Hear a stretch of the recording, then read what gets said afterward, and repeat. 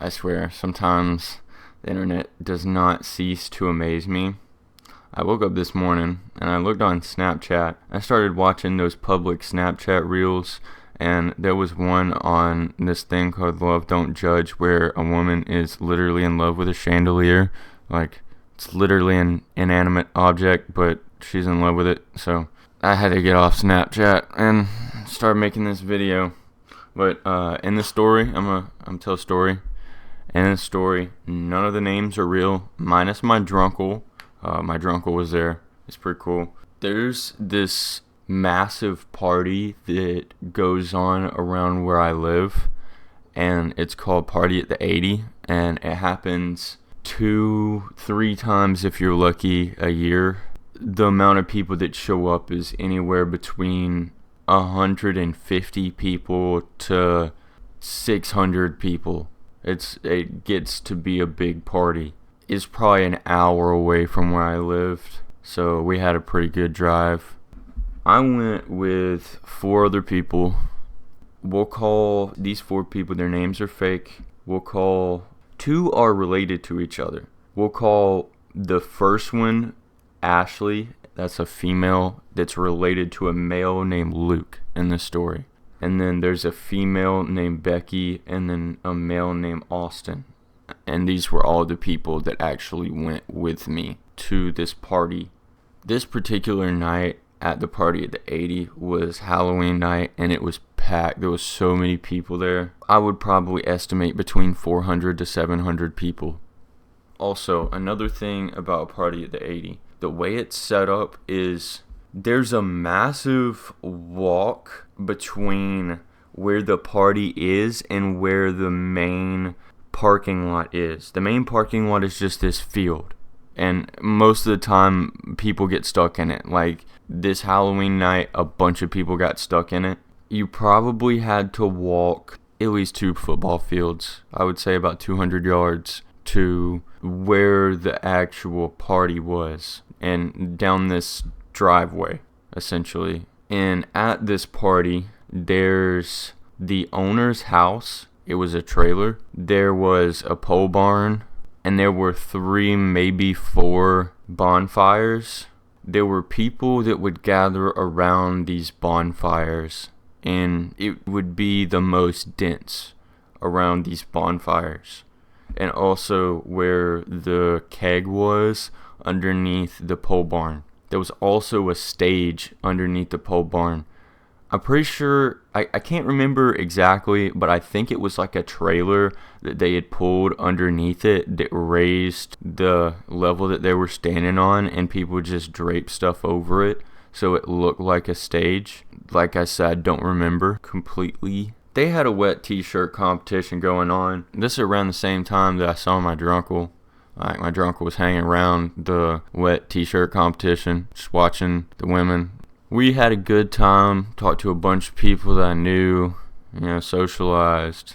Eventually, the owner lady, the one that's throwing the party, goes over an intercom, and she tells us that there have been underage people drinking at the party, and that they had been sending Snapchats to people.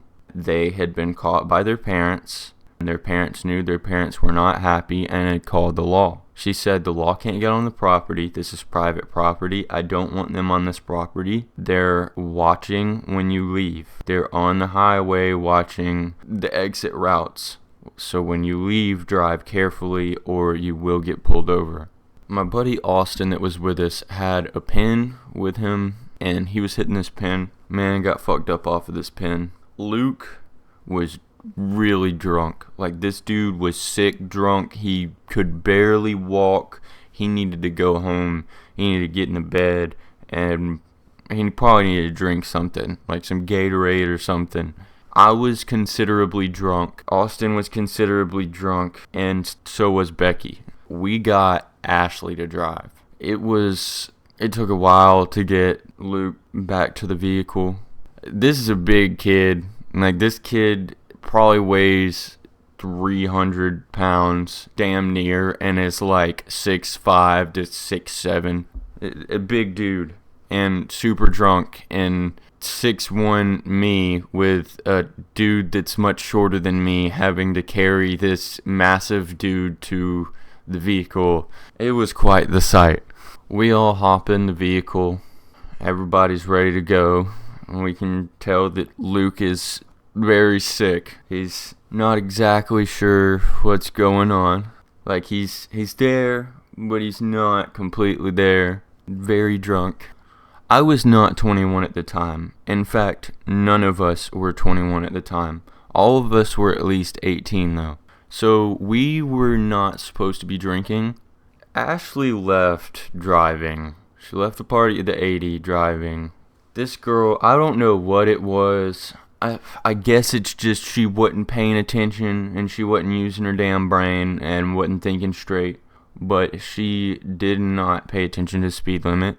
And she passed a car when it was double solid and did 90 miles an hour in front of a cop that she did not see because she was not paying attention. So here we are, underage, drunk, with this cop pulling us over. I didn't even know the officer was there until I saw the lights, and then he started pulling us over, and I was like, oh shit, this is not good. We're sitting in the vehicle, and as soon as the vehicle rolls to a stop, he starts throwing up.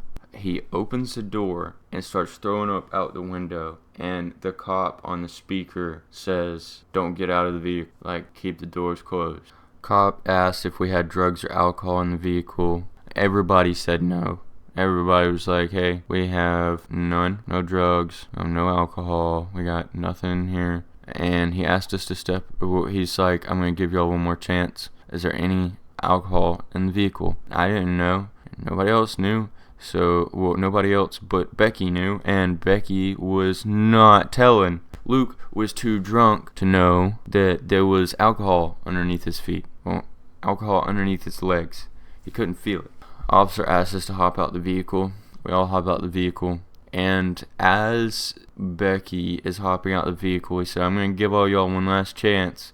Is there any drugs or alcohol in this vehicle? And Becky never told, actually. It was Luke started to get out. Luke moved his legs, and Ashley actually saw the alcohol. And she said, yes, there's alcohol in the vehicle. And he said, all right, give me the alcohol.